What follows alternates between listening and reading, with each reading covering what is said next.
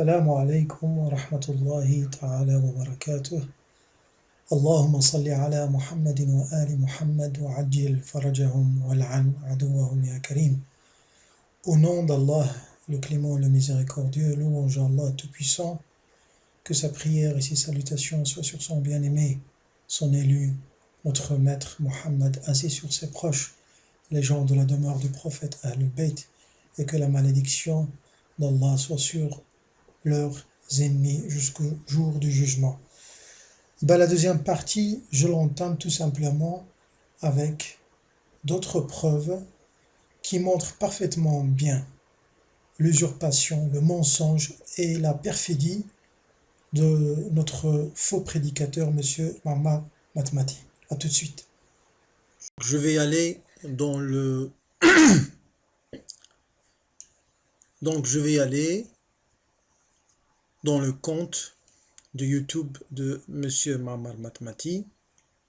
C'est pas du rafistolage, c'est pas du copier-coller, c'est pas une imitation limitée, non, c'est le vrai compte YouTube de M. Muhammad Matmati. Je descends.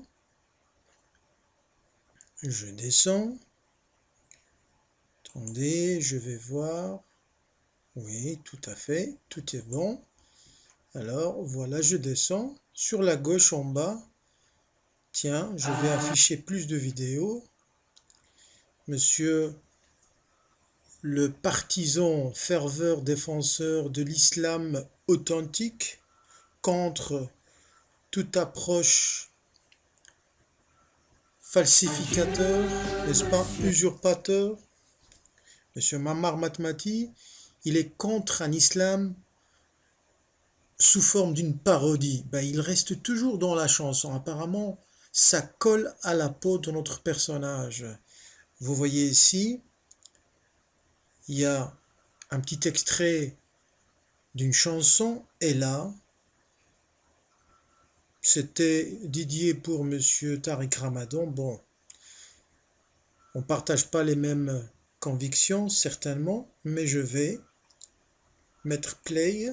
Donc voilà. Je vais couper le son. Voilà, c'est le compte de M. Muhammad Matmati. Et je vais juste écouter. Je vais mettre play pour savoir est-ce que ce que j'entends est véridique ou pas. Des instruments de musique. Et qu'est-ce que le consensus des savants sunnites, non pas chiites, parce que certainement l'école de Ahlul Bayt condamne la musique de débauche, et surtout quand il y a des artistes ou des figures. Par exemple, ici on voit qu'il y a une mixité, il y a des filles, des charmantes mademoiselles apparemment en jupe, mini-jupe, je ne sais pas, mais je vais voir. On va refaire. Oui. Adieu monsieur le crocodile, ouais, c'est pas le professeur, c'est le crocodile. Encore ceux qui versent une larme de crocodile, j'en connais un qui fait semblant de verser des larmes sur l'islam. Alors, j'arrête ça. Voilà. Oui, une femme qui n'est pas voilée sur le compte du Robin de Bois. Ouais, de l'islam, apparemment. Bon, j'arrête. Ma dernière preuve, je vais la laisser à M. Muhammad Matmati, qui va témoigner de lui-même. Qu'est-ce qu'il pense de la musique et qu'est-ce que l'islam pense de la musique. Donc je vous laisse à méditer sur ses faits, ses gestes, et même quand il ne parle pas, faites attention à cette gestualité interpellante. Il y a un frère qui a eu la gentillesse de m'envoyer un lien, qui était le lien de la rencontre avec le professeur Tariq Ramadan et le groupe de rap musulman. Donc le rap tout court, musulman, non. C'est juste un chanteur, c'est pas un groupe. On a une précision très importante. On dit merci, tu vois. Tout à l'heure, mais il sert à rien, tu vois. D'ailleurs, c'est pas le professeur, c'est le spécialiste. Ouais, spécialiste, mais pour éviter justement pour de la modestie, et pour pas lui... on l'appellera professeur. On va tout un professeur. Et donc, on l'a vu à l'affiche avec le chanteur de rap, et non pas le groupe de rap, mais voilà.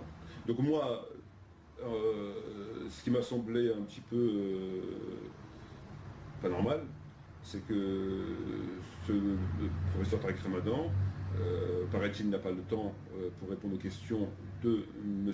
Metmati, de l'élève de M. Metmati, enfin petit élève de M. Metmati, et d'autres personnes qui lui posaient des questions, des pros et des anti-Ramadan. Il n'a pas le temps, nous ont-ils dit, c'est bien ce qu'ils nous ont dit, mais par contre il a le temps d'aller se mettre à l'affiche avec un chanteur de yo-yo. Tranquille la famille. C'est ça. Qu'est-ce que tu penses de. Si. Qu'est-ce que tu penses du rappeur Mehdi? Moi je connais pas. J'ai vu tout à l'heure sur un petit peu, mais je ne connaissais pas du tout. Ben, moi je pense que le rap ça n'a rien à voir, la musique n'a rien à voir avec l'islam, donc ça n'a rien à voir avec la musique en général, et le rap encore moins. Et le rap français encore moins. Donc je pense que le rap et la musique n'a rien à voir avec l'islam. C'est des choses qui sont complètement opposées, mais vraiment opposées. Je vais en profiter pour te poser maintenant la question que je voulais te poser plus tard. Qu'est-ce que tu penses de la musique en islam? Moi, je pense que la musique, c'est au moins réprouvé. C'est quelque chose qui n'a aucun rapport avec l'islam, qui n'a aucun rapport avec l'état d'esprit d'un musulman et qui ne peut que lui porter préjudice dans sa foi. Voilà. C'est une espèce de... Ça l'attire vers d'autres horizons qui ne sont pas forcément ceux que le musulman recherche, la vocation qu'il a à la recherche de Dieu. Voilà. Donc moi, je pense que c'est pas une bonne chose. Sans parler bien sûr de l'interdit, parce que l'interdit, c'est quelque chose qui... c'est un terme qui est assez important, puisqu'il engendre forcément la punition d'Allah. C'est quelque chose, donc, sans parler d'interdit. Je laisse les savants répondre à cette question. D'accord. Donc pour toi, ce que tu m'as dit, c'est que ça n'a au moins rien à voir avec l'islam. Ah, non, ça n'a rien à voir avec l'islam. D'accord, ça n'a rien à voir avec l'islam. Et le nom, le choix du nom? Le choix du nom, je pense que c'est marketing. Donc, monsieur Ma'ammar Matmati nous demande qu'est-ce que les savants sunnites apparemment, parce que lui, il n'adhère qu'à l'école sunnite, donc il faut lui prouver à travers ses ouvrages référentiels, à travers son dogme, sa croyance et la croyance des prédécesseurs, qu'est-ce que ces gens disent à propos de la musique et des chansons. Alors, il faut savoir que le tafsir du Coran al-Karim, apparemment il y a un consensus dans cette école. Ce consensus dit que quand cette sourate ou ce verset a été révélé sur la personne du saint prophète, que la paix soit sur lui et sa sainte famille, ce verset qui est considéré comme notoire, de sourate 31, Luqman, si ma mémoire est bonne, c'est le 6e verset, Allah nous informe qu'il y a une sorte de personne, d'homme, d'individu, qui cherche à ensorceler, si vous voulez, à influencer, à attirer les gens. Donc, Allah, qu'est-ce qu'il dit? Au nom d'Allah, le clément, le miséricordieux, et parmi les hommes,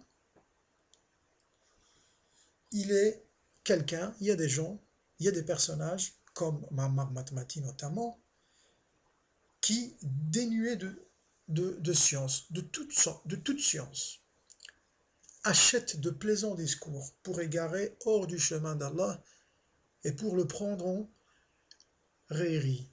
Ceux-là subiront un châtiment avilissant. Ça, c'est la parole d'Allah.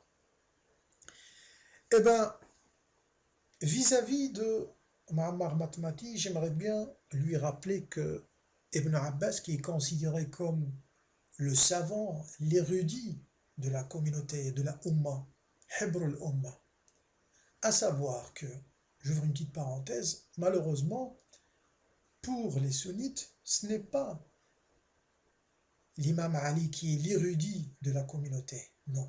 Quoique le saint prophète a dit, dans un verset, dans un récit authentique, voire notoire, que l'imam Ali, représentait la porte de la cité du savoir. Pour accéder à la cité prophétique, à cette cité de science, il faut passer par la porte par l'imam Ali, que la paix soit sur lui. Hélas, malheureusement, la Ummah a nié, a négligé, a oublié, a falsifié le testament du saint prophète, les paroles du saint prophète. Donc, Ibn Abbas, et ce n'est pas Ma'ammar Matmati qui va contredire Ibn Abbas, et d'ailleurs, cette parole d'Ibn Abbas se trouve dans Tafsir ibn Kathir. Je sais que Ma'ammar Matmati aime bien, toujours dans ses vidéos, nous ramener parmi les tafasirs, Ibn Kathir, d'ailleurs, qui est considéré comme une notoriété, et en même temps, il ne faut pas oublier qu'il était un savant du palais. Ibn Abbas, il dit que le terme plaisant discours, ça signifie la chanson. Et quand un Mujahid, il dit aussi que ce mot signifie tambour. Signification, le tambour c'est un instrument de musique, comme vous le savez. Ibn Qayyim, il dit à propos de ce verset que la signification que les compagnons du prophète ont donnée à ce mot suffit largement à savoir que c'est la chanson. Cela a été rapporté par Ibn Abbas et en plus Ibn Mas'ud. Alors, vous voyez bien que la parole ou le discours plaisant n'est en fait qu'un souffle d'Iblis. Et Allah subhanahu wa ta'ala, dans un verset, qu'est-ce qu'il nous dit à propos de Satan, à propos d'Iblis, à propos de cette créature? Et lorsque nous avons dit aux anges, prosternez-vous devant Adam, ils se prosternèrent à l'exception d'Iblis, qui a dit, me prosternai-je devant quelqu'un que tu as créé d'argile? Il dit encore, vois-tu celui que tu as honoré au-dessus de moi? Si tu me donnais du répit jusqu'au jour de la résurrection, si tu m'accordes de la chance, du temps, suffisamment de temps, j'éprouverai certes sa descendance, apparemment Ma'ammar fait partie de cette descendance, excepté un petit nombre. Et Allah, gloire à lui, a lancé un défi à Satan, et qu'est-ce qu'il lui a dit? Va-t'en, quiconque d'entre eux te suivra, votre sanction sera tout simplement l'enfer, une ample rétribution. Pourquoi l'enfer? Parce que quand on est désobéissant envers les prescriptions et les lois de la charia, devant laquelle M. Ma'ammar Matmati se voit, se montre comme un ferveur défenseur, eh bien, on va voir qu'est-ce que davantage de savants en disent à propos de ce sujet qui est la musique, la chanson et tout instrument de musique qui a une relation avec Satan. Wal'iyadhu billah. Alors, Abu Malik al-Ash'ari a rapporté que le prophète de l'islam, Mohammed, que la paix soit sur lui et sa sainte famille, a dit, il y aura parmi ma Ummah, donc c'est un récit qui est très connu, très authentique, et personne ne peut douter de sa véracité, et il y aura parmi ma communauté des gens qui considéreront le vin, le porc, la soie pour les hommes, et les instruments de musique comme étant licites. Et ça, c'est un récit qui a été rapporté par Al-Bukhari, l'imam de Ma'ammar Matmati. Alors, je suis tombé sur un récit qui est rapporté par Abu Huraira. J'ouvre une parenthèse. J'ai entendu dans une vidéo de Ma'ammar Matmati, apparemment, si ma mémoire est bonne, le titre, c'est un peu concernant une rhétorique au sujet de Tariq Ramadan, le pied gauche de Satan apparemment, d'après notre ami Ma'ammar, concernant Abu Huraira et Aïcha. Ah ben, ce qui m'a attiré, ce qui m'a fait rire aussi, c'est que Ma'ammar Matmati n'arrive pas à prononcer correctement le, l'appellation qui a été attribuée à quelqu'un qu'on ne connaît pas son nom. Apparemment, Ma'ammar, il va nous dire qui est Abu Huraira. Parce que il a répété peut-être 6 fois, 7 fois, ou 5 fois, je ne me rappelle plus, Abu Huriya. Je mets l'accent sur ce mot, Abu Huriya. Huriya, c'est la sirène de la mer.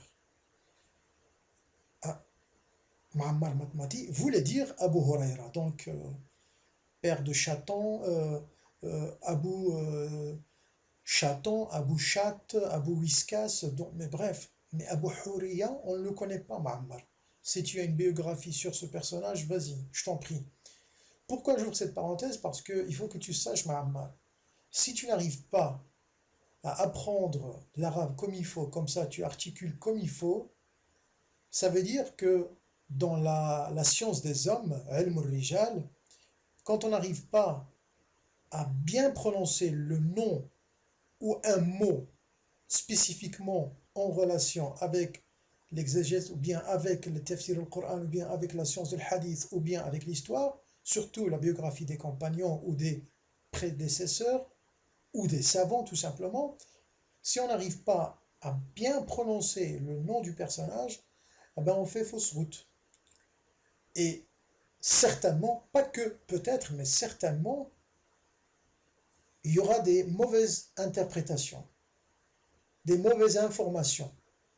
Donc, essaie un petit peu de te concentrer, de respecter un peu les prononciations, car franchement, moi, quand je t'ai entendu, j'ai cherché à connaître c'est qui Abu Huriya, j'ai pas trouvé. Mais j'ai fait la relation. Je ferme la parenthèse.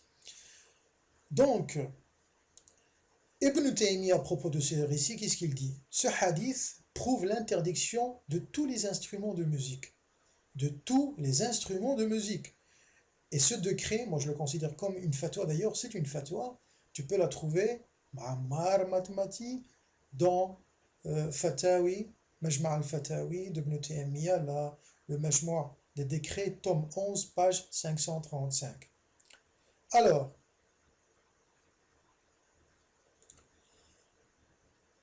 Abu Huraira nous rapporte ce récit qui a été prononcé par le saint prophète, que la paix soit sur lui et sa sainte famille. Écouter individuellement les instruments de musique est un péché, Muhammad. Se rassembler pour le faire est un péché plus grave, ça veut dire perversité, fesque, malhonnêteté, tu peux traduire ça comme tu veux. Y prendre du plaisir, c'est du coffre. Ça veut dire toi, quand tu as cliqué, quand tu as aimé, quand tu as partagé, et je vais mettre les liens dans cette vidéo, quand tu as partagé, ça veut dire tu as pris du plaisir.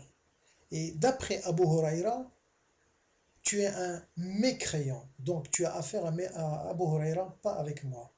Abu Huraira te dit que d'après le saint prophète, sallallahu alayhi wa sallam, que la paix soit sur lui et sa sainte famille, considérait que toute personne qui prend plaisir à écouter de la musique est un mécréant. Alors, dans un autre récit selon Anas, le saint prophète, que la paix soit sur lui et sa sainte famille, a dit « Celui qui s'assoit pour écouter une chanteuse aura du plomb fondu couler dans les oreilles le jour du jugement dernier. » Tu as posté une vidéo sur ton compte YouTube faisant référence à une rhétorique pour Tarek ou contre Tarek Ramadan, je m'en fous, c'est pas mon problème, c'est pas le nôtre, nous les musulmans chiites, mais on remarque qu'il y a une femme qui joue, qui prend plaisir, qui se balance à droite et à gauche. Donc Muammar, d'après le prophète, tu es quelqu'un de douteux, tu es quelqu'un d'apostat, tu es quelqu'un d'hypocrite, et je vais encore davantage te le prouver. Alors,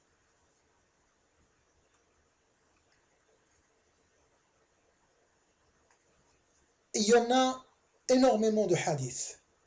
Je vous ai mis du copier-coller, travaillé avec des scans d'ouvrages vers lesquels vous pouvez y aller et chercher à comprendre un peu notre sujet.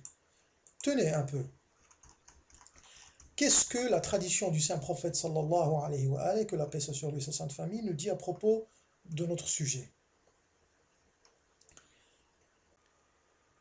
Donc, selon la tradition du saint prophète, que la paix soit sur lui et sa sainte famille, il faut que tu saches, Muhammad Matmati, toi qui aimes, on va dire, qui s'abonne à... Alors, allez, je sais pas, mais tu es parti, j'ai des scans de tes comptes, tu pars, tu prends ton temps, c'est par ta volonté, bien entendu, il n'y a personne qui ne te pousse à part Iblis et tes passions. Tu prends un abonnement dans des chaînes de YouTube, chez tes potes. Je sais, peut-être tu vas essayer de me trouver. Attention, je t'aide ici, là, je te donne un coup de pouce. Peut-être que tu feras ça dans une de tes vidéos, je ne sais pas, mais tu n'es pas obligé, je ne sais pas. Mais comme je te connais, enfin tout le monde te connaît, tu aimes toujours avoir le dernier mot. Mais essaye un petit peu de trouver un argument, genre, bah écoutez, j'ai cherché à prendre parti dans un compte YouTube, même si il projette des clips de chansons, mais vous savez, c'est des jeunes, il faut les conseiller, les mettre sur le droit chemin, parce que toti tata, apparemment, tu contre-attaques Rachid Abu Hudayfa et Hassani Hussein et toute cette clique, et tu les critiques au sujet de la maslaha, le moindre mal. Et apparemment, tu vas nous faire quoi? Tu vas nous faire le coup de la maslaha, l'intérêt? Non, mon ami. Il y a une règle dans la religion islamique, la yu'badullah min haythu yu'sa. On ne peut pas adorer. Il est interdit, formellement interdit, d'adorer le Seigneur, gloire à lui, en le désobéissant. Je te donne un exemple parce que apparemment ça va te rafraîchir un peu la mémoire. Tu ne peux pas nous dire je veux rentrer participer dans une boîte de nuit pour guider ceux qui dansent et ceux qui picolent. Et ça, c'est un récit qui est rapporté selon Anas ibn Malik. Il a dit que le saint prophète, que le salut d'Allah soit sur lui et sa sainte famille, il y a deux voix qui sont maudites dans l'ici-bas et dans le delà. La voix de l'instrument de musique dans les moments de joie et la voix de la plainte dans les moments de malheur. Et ça, c'est un récit que tu peux trouver dans Sahih al-Jami' de Sheikh al-Albani.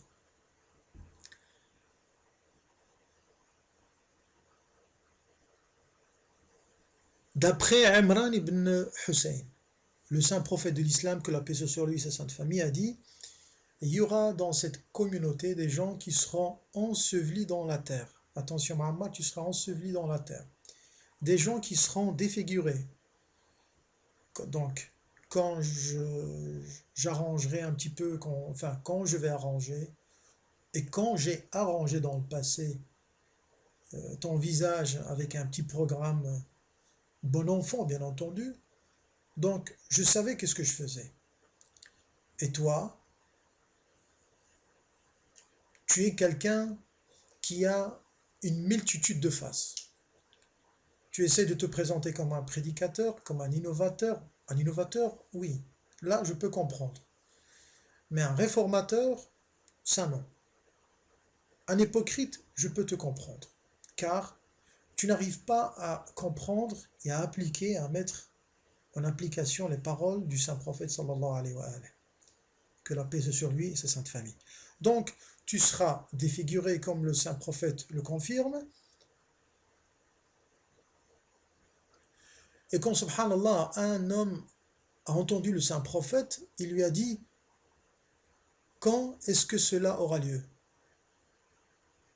Ah ben, le prophète, que la paix soit sur lui et sa sainte famille, a dit, lorsque les chanteuses et les instruments de musique seront apparents et que les vins seront bu.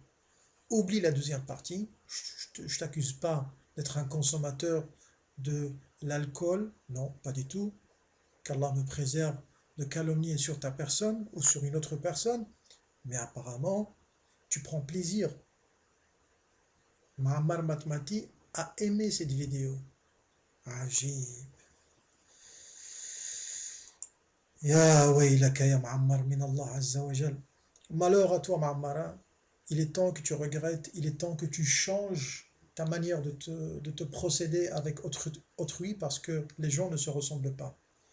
Si tu veux passer pour un imam entre tes ignorants fans ou tes pseudo-partisans, enfin je sais pas, des gamins, des gamines, peu importe, il y a même des adultes apparemment, je sais pas, et encore, il faut voir si ce sont des faux comptes. On va y arriver un jour et on va discuter de ça. Pour finir ma deuxième partie, Inch'Allah Rahman Rahim, et je m'excuse si j'étais un peu long, on va un petit peu analyser les jugements et les paroles, les témoignages ce qu'on appelle forcément les imams des quatre écoles juridiques à laquelle Muammar Matmati appartient. Donc, tout d'abord, il y a un travail, sinon il y a des travaux sur le net qui rassemblent pas mal de travaux et des récits et d'interprétations de certains savants à propos de ce sujet, la musique et les instruments de musique. Donc Ibn Taymiyyah, il dit ceci dans son ouvrage Al-Majmou', ça veut dire les Majmou' al-Fatawi, tome 11, page 576.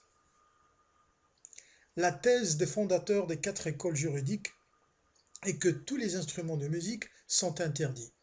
Il a été dans le Sahih al-Bukhari et ailleurs que le prophète, que la paix soit sur lui et sa sainte famille, je rajoute sa sainte famille, a prédit qu'il y aura parmi sa communauté des personnes qui considéreraient comme permis la soie, l'alcool, les instruments de musique, se rabaissant ainsi au niveau des cochons, attention Muhammad, et des singes. Aucun parmi les disciples des imams n'a évoqué une quelconque dissension entre eux à propos du caractère illicite de l'usage des instruments de musique. Donc, il y a un consensus, il y a un ijma'. Ibn al-Qayyim, il dit ceci, la position de Abu Hanifa, c'est pas Abu Matmati ou Abu Muammar, non, c'est la position d'Abu Hanifa. Par rapport à la question, est l'une des plus dures. Apparemment, Abu Hanifa, il est plus islamiste que toi. Toi, tu le prétends. Lui aussi le prétend, mais bon, on se comprend. Il dit ceci. D'ailleurs, ses disciples et compagnons ont interdit tous les instruments de musique, y compris la flûte et le tambour et même la canne. Ils ont dit que c'est un péché qui entraîne l'adultère et conduit à l'apostasie, Ma'amar. Tu es un apostat. Mieux encore, ils disent qu'écouter de la musique est commettre un péché et s'en procurer du plaisir, ce que tu as fait parce que tu as partagé, tu as aimé, c'est faire preuve d'incrédulité vis-à-vis d'Allah. La hawla wa la quwwata illa billah. Que Dieu nous préserve. Ils ont étayer leur position par un hadith, par un récit qui ne mérite pas d'être cité, et ils disent également qu'on doit s'efforcer pour ne pas l'entendre si l'on passe à côté. Ça veut dire si tu entends la musique, tu dois te forcer, tu dois faire tout ton possible pour ne pas écouter cette voix et ce son d'Iblis. Alors, Ibn al-Jawzi rapporte dans Tablis Iblis, et je t'avais mis un scan de ce livre, eh ben, qu'est-ce qu'il dit?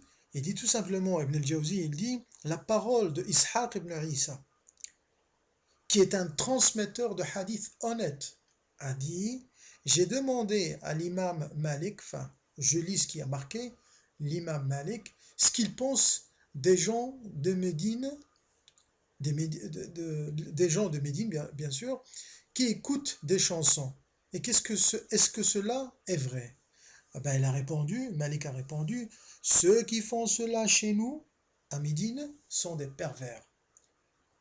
Et si on lui pose la question, et ceux qui font ça en France, à Roubaix, à Paris, à Marseille, je ne sais pas où, partout dans le monde entier, ah ben, la réponse sera, ce sont des pervers. Donc apparemment, tu es un hypocrite, un usurpateur, un menteur, un calomnieur, parce que tu racontes des histoires sur le prophète, tu te les accordes, tu te les appropries. En plus, Abu Huriya, il dit que tu es un mécréant, un apostat, et Malik, il te dit que tu es un pervers. Alors, Al-Shafi'i déclara dans un ouvrage Adab al-Qa'ada, qu'est-ce qu'il dit? Le chant est une distraction. Attention, nous comprenons bien, ici c'est en rapport avec la musique, les chansons, parce que le chant, il y a le chant religieux est un chant qui est permis. Est une distraction détestable, comparable à ce qui est faux et absurde. La personne qui s'y prête fréquemment devient un faible d'esprit et son témoignage n'est plus accepté.